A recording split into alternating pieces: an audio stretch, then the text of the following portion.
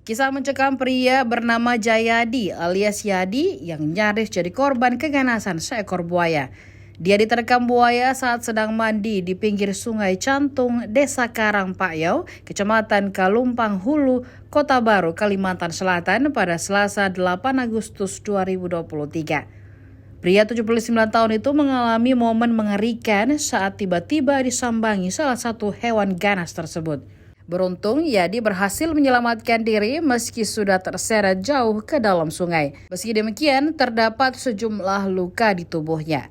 Peristiwa tersebut dibenarkan oleh Kepala Desa Karangpayau, Arbani. Menurut dia, kala itu korban segera keluar dari air dengan kedalaman sekitar 1 meter sembari berteriak meminta tolong. Ia pun berhasil selamat dengan bantuan beberapa warga. Namun, akibat serangan hewan buas tersebut, korban menderita luka terbuka, luka gores, dan retak di salah satu tulang rusuknya.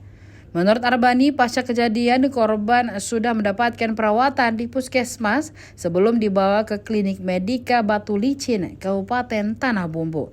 Arbani juga menuturkan bahwa lokasi korban menceburkan diri itu terdapat beberapa perahu di sisinya, sehingga bisa membantu korban untuk menyelamatkan diri dengan bergelantungan di atas perahu.